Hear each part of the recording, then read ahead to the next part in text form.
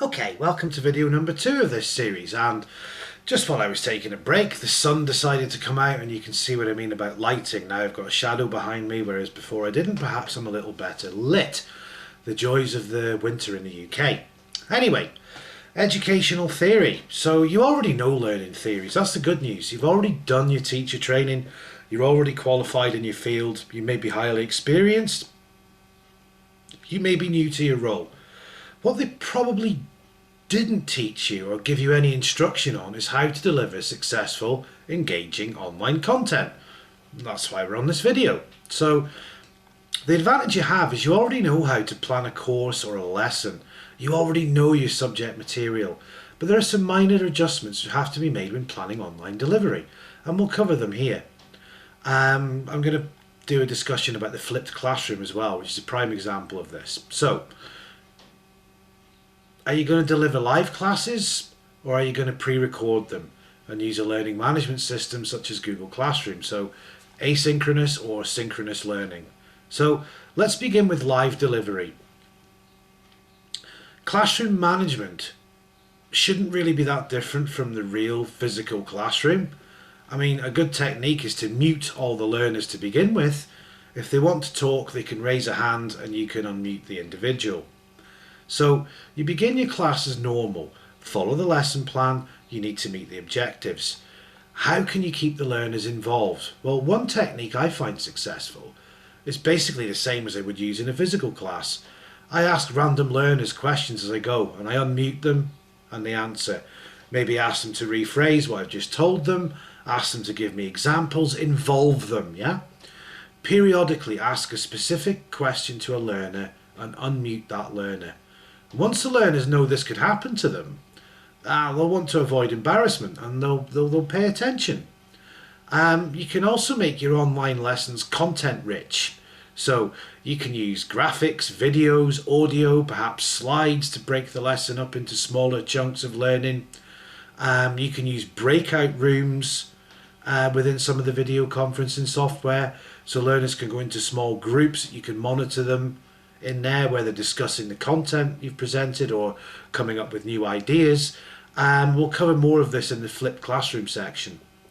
So another good technique I have is the policy of learners not using foul language. Also, they should be encouraged to sit with a neutral background.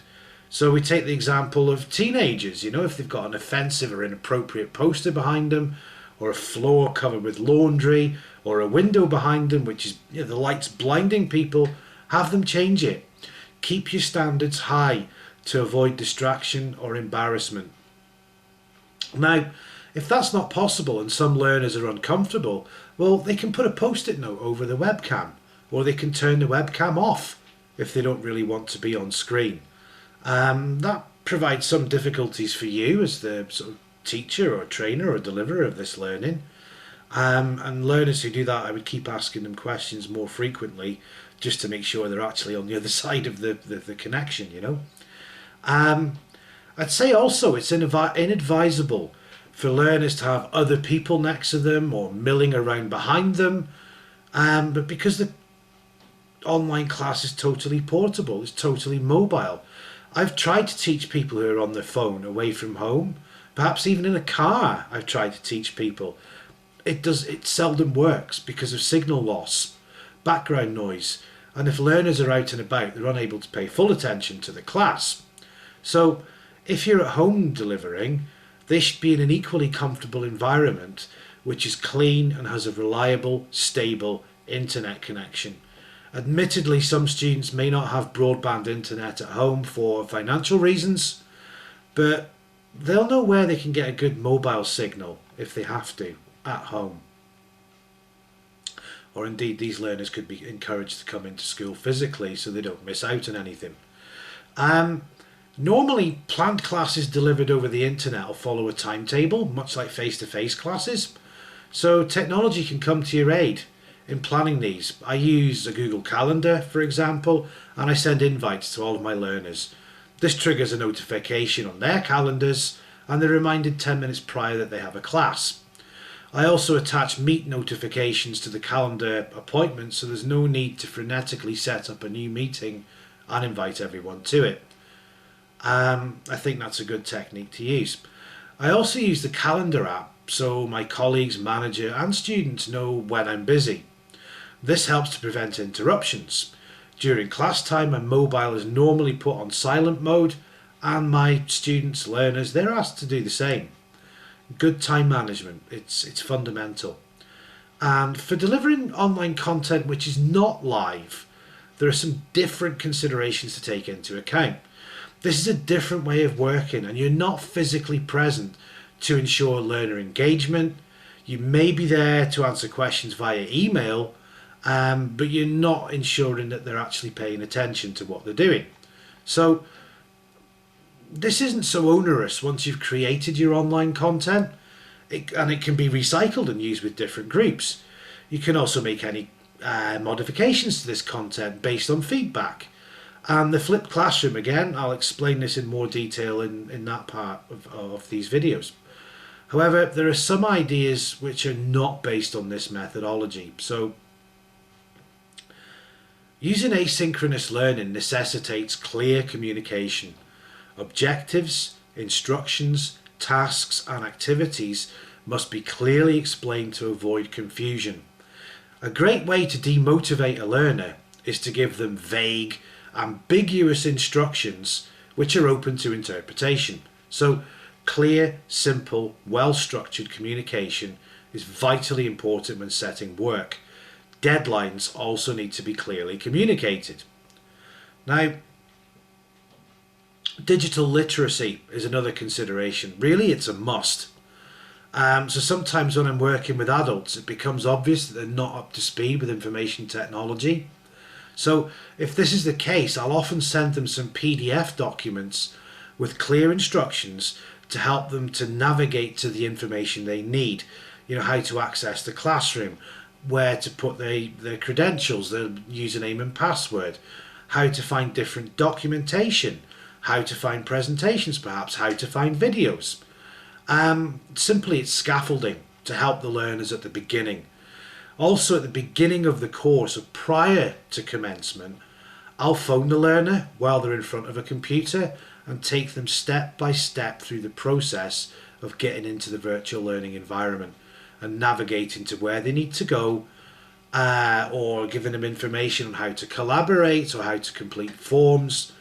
Normally I go through the steps on my laptop live while the learner is on their laptop live. So it's a good form of scaffolding at the beginning of a course. You don't need to be a computer expert to do this.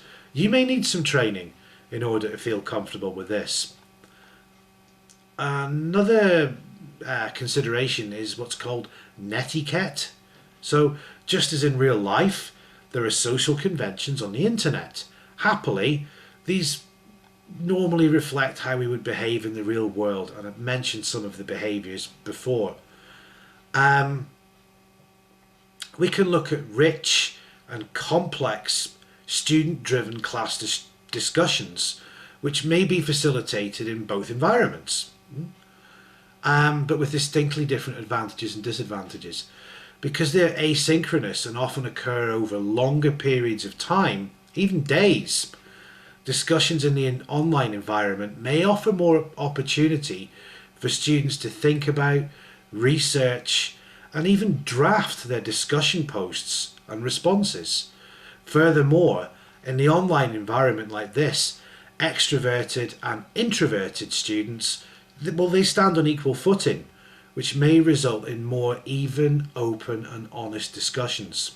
So, success in the online environment requires active and frequent participation from everyone, from instructors writing lesson plans. Instructor presence is a must, and you have to plan this because your students and your learners should know how and when they can contact you directly.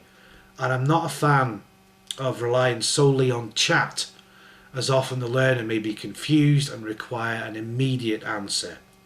So for students, showing up for a class is replaced with scheduling their time to work through the learning exercises of the course and interact with their tutors, teachers, classmates and so on.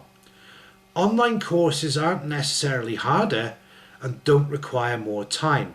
However, the way teachers and learners engage with them, it's perhaps more difficult. But in both settings, live and pre-recorded, the role of the instructor is to teach. Though teaching in the online environment looks different than teaching in a face-to-face class, all of the information in the world is at the student's fingertips. They can literally open up a new tab in a browser and get the answer to any question. So teaching online becomes less about perhaps teaching information directly. It's more about facilitating student efforts to think critically, apply, and make sense of the new knowledge gained. So most teachers and trainers feel that this is going to involve a huge amount of work. It needn't. Remember, these days you're more of a facilitator of learning. Any information you want to point out can probably be found on the internet. It may be ready to use or consume straight away, or perhaps some adaptation may be required. So I hope that's given you some insights to take into consideration when you go live as an online. So a little discussion about education theory, past, present, future. So as I've already mentioned, during your sort of teacher training, you'll already have learned about some educational theories such as behaviorism, cognitivism, constructivism. But how do you apply these online? During your training, did you learn about the education theory of Connectivism, for example? So here, I'm going to give a quick recap on some of these theories and provide you with, some framework for adapting them into your online practice. So if you've any good ideas or wish to share some of your practice, please do so in the comments below. This way we can all grow together. So, behaviorism. Well, as you know, Skinner and Thorndike were two of the main proponents of behaviorism, and their work examined how behaviour is linked to experience and reward. So in the online teaching context, teachers should be aware to reward their learners with positive behaviour. This need not be solely via the domain of the assessed parts of the course, but also in giving encouragement and positive feedback for engaging in discussion activities or reaching certain milestones on schedule, for example. Cognitivism, well, this largely replaced behaviorism and came to prominence in the late 20th century. So the theory concentrated on the organisation of knowledge, information processing and decision making. Ausubel and Brunner were two of the main proponents of cognitivism. Brunner proposed the notion that learners should be given opportunities to discover for themselves relationships that are inherent in the learning material. This is the teaching technique that he named scaffolding, which I mentioned before. In an online teaching environment, this could manifest itself in a teacher providing regular, focused support to each learner in the early stages of the course, but making less frequent supporting interventions as the learner begins to act successfully by themselves. Ausubel's work in this area would suggest that it's better for the teacher to provide some materials in advance that allow the learner to organise their learning approach prior to them accessing the actual course materials, so they've already developed much of the skill set they'll need to successfully undertake the course. If you're going to do this, be careful not to provide any of the answers to any ongoing assessments you may use. I've seen this happen. Constructivism, well, that's concerned with how knowledge is constructed, and the main proponents of this were Piaget and Vygotsky. So Piaget was interested in how knowledge is constructed by the individual, in particular how children move through several quite different stages of development in terms of constructing knowledge. Vygotsky, however, was more concerned with how the social construction of knowledge has an important role to play in this process. With respect to online teaching, one of the important notions to take from Vygotsky's work is the zone of proximal development. In short, this suggests that learners progress optimally if continually presented with tasks that are just beyond, i.e. proximal, to their current zone of ability or development. So if learning tasks are repeatedly too simple, boredom quickly ensues and the learner can be lost from the course. Frustration builds, and again the learner may lose interest. If the task is too advanced, then the same thing happens again. The learners can't engage with it and they're going to lose interest. So, it's the same as a classroom. It's just pitching it that little bit beyond the current ability, really. Vygotsky suggested that tasks in this zone of proximal development are ones that the learners can achieve with just a little help. And of course, this is where the role of the online teacher becomes vital. Some of the ways in which a teacher can offer support and challenge are different from those used in face-to-face teaching scenarios, as we're explaining in this course. Now, Connectivism. Well, Connectivism is a relatively new theory which takes into account the availability of a plethora of information on the web, which can be shared around the world almost instantaneously, with the rise of social networking. So Connectivism draws on chaos theory and the recognition that everything is connected to everything else. It also draws on networking principles and theories of complexity and self-organization. And it's built on the notion that the connections that enable us to learn more are more important than our current state of knowing. This is according to Siemens in 2005. Now, Siemens explains, so let's go into this a little, that Connectivism is driven by the understanding that decisions are based on rapidly altering foundations. New information is continually being acquired, and the ability to draw distinctions between important and unimportant information is vital. The ability to recognize when new information alters the landscape based on decisions made yesterday is also critical, again according to Siemens in 2005. So, unlike the other theories presented before, Connectivism is a learning theory for the digital age. It's also newer and less established in terms of a body of research, and whether or not you agree with its arguments, two very important questions for this sort of series of videos are prompted by Connectivism, which are: has the internet fundamentally changed what learning is? And does the internet change what education and educators should aim to achieve? So that's a little update on learning theories. The question now is, what influence does this have over learning? Well, for this we can look at the SAMR model, which categorises 4 ways in which the introduction of terminology changes teaching activity. And this is from Puente Dura in 2017. So, SAMR. S, substitution, where technology is used as a direct substitute for what you might already do with no functional change.